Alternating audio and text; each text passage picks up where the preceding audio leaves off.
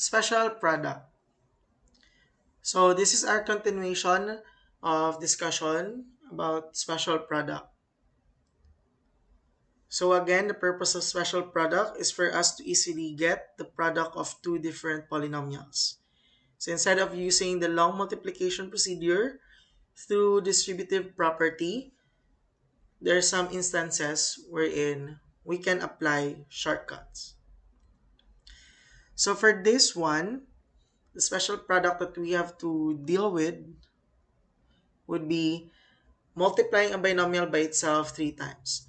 So instead of saying a plus b times a plus b times the quantity of a plus b, we can write it as the cube of a plus b. Or if it's a minus, so a minus b, multiply a minus b by itself three times, you can write it as the cube of a minus b. So our next special product is what we call a cube of a binomial, because it's a binomial at the first place and it's now raised to a power of 3. So how do we get the result here easily without doing the long process? So this is a plus b and this is a minus b, but both of them are raised to a power of 3. So what will be the first step? First step is to get the cube of the first term of the binomial. So the first term here is a, the second term here is a b. Here, the first term is a, second term is negative b, because this is a minus b. You can consider that as a sign of the b here. So negative b. So first term is a cube. Then here as well, first term is a, so a cube. Second step is to multiply the following. 3 times the square of the first term multiplied by the second term. So it's like saying it's always a 3. Then times the square of the first term, so a squared, times the second term b. So if you simplify that, that's 3a squared b. How about here? So that's 3 times a, but you need to get the square of the a because that's the first term, but the second term is a negative b this time. So the square of a is a squared times 3 times negative b is negative 3a squared b.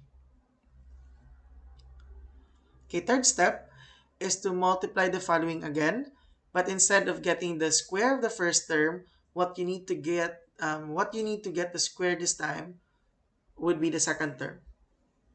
But still, 3 times the first term times the square of the second term. So here, 3 times the first term a, and then the square of the second term b. So 3ab squared. How about here? So that's 3 times the first term a, then you get the square of the second term negative b. But the square of negative b times negative b is just positive b squared. So it will end up as 3ab squared. Then, fourth step is to get the cube of the second term of the binomial.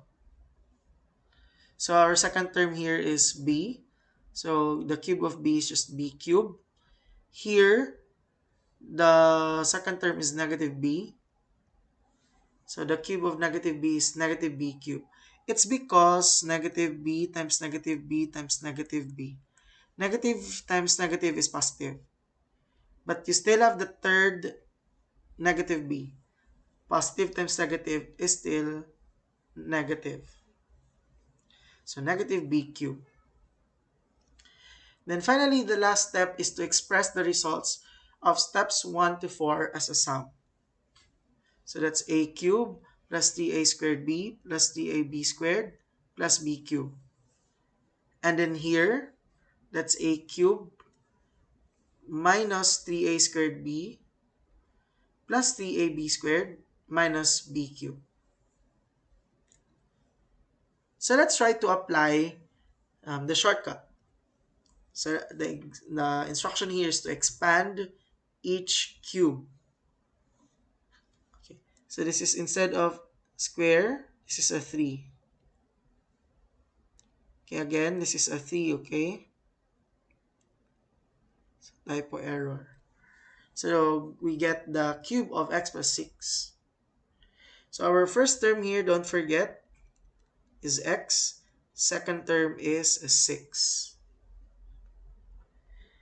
So you get the cube of the first term. That's the first step. Second term is 3 times the square of the first term times the second term.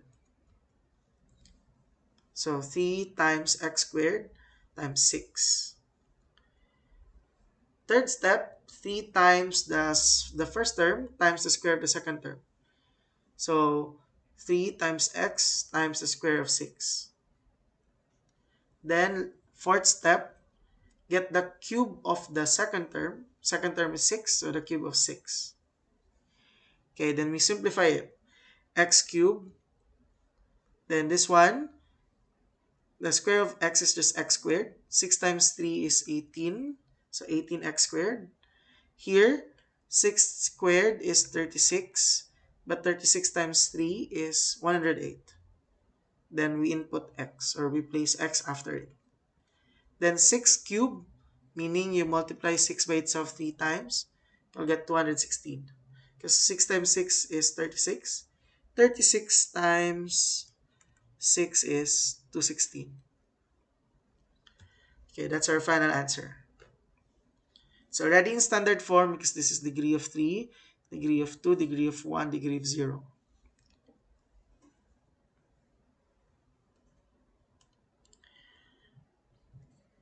Okay, let's try another one. Let's try to get the cube of x minus 7. So step 1, get the cube of the first term. Step 2, 3 times the square of the first term. The first term here is x, second term is negative 7. So x squared times negative 7. That's the second step. Third step is 3 times the first term times the square of the second term. So 3 times x, then you get the square of negative 7 because it is the second term. Then finally, you get the cube of the second term. So the cube of negative 7. We simplify. This is x cubed. This is 3 times negative 7, so negative 21. But the square of x is x squared. Then we get the square of negative 7 here, which is 49. But 49 times 3 is 147. Then don't forget the x. Then the cube of negative 7, in other words, you multiply negative 7 by itself 3 times. Negative 7 times negative 7 is 49.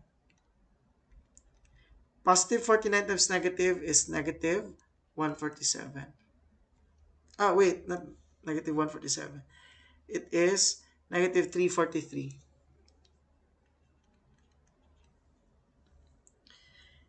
And that's the final answer.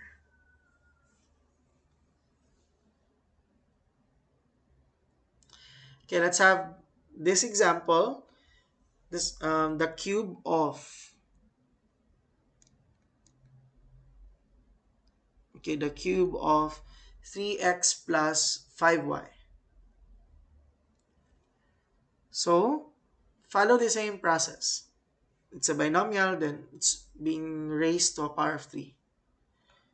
So first step, get the cube of the first term because the first term is 3x and the second term is 5y. So the cube of 3x, that's what we need to write first. Second step, 3 times the square of the first term times the second term. Third step, 3 times the first term times the square of the second term. Then the last step would be to get the cube of our second term, which is 5y. So the cube of 5y. Then we simplify. The cube of 3x, 3 times 3 is 9, times 3 is 27. Then x cubed. Here, you get the square of 3x. So this will result to 9x squared. 9 times 3 is 27. Then 27 times 5 is 135. Okay, where did we get the x squared again? The square here. Then the y here, don't forget. While here, the square of 5y is already 25y squared. So 3 times 3, 9. Then 9 times 25 is 225. Then x, y squared. Then finally, the cube of 5y, so 5 times 5 is 25, times 5 is 125. Then the cube of y is just y cubed. So 125y cubed. Then this is our final answer. 27x cubed plus 135x squared y plus 225xy squared plus 125y cubed.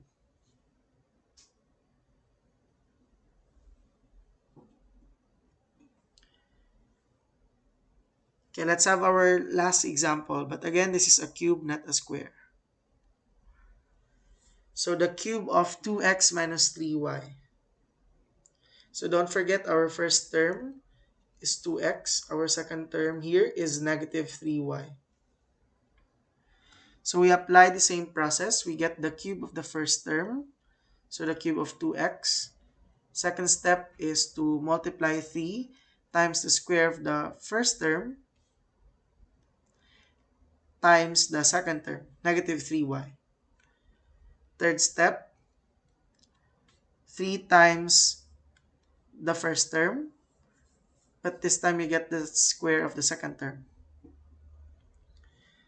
Then, finally, last step, get the cube of the second term.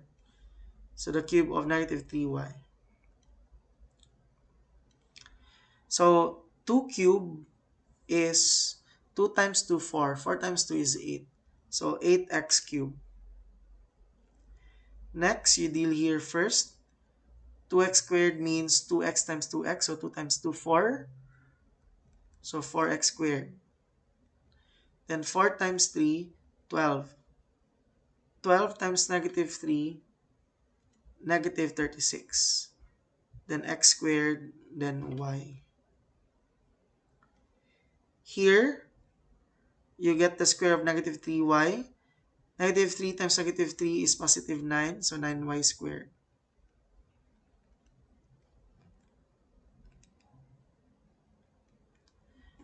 So 3 times 2 is 6. 6 times 9 is 54. Then 54x y squared.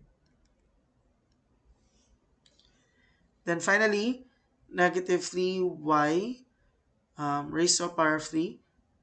So meaning multiply negative 3 by itself 3 times. Negative 3 times negative 3 is 9. 9 times negative 3 is negative. So negative 27. Then y cubed. Okay, that's our final answer.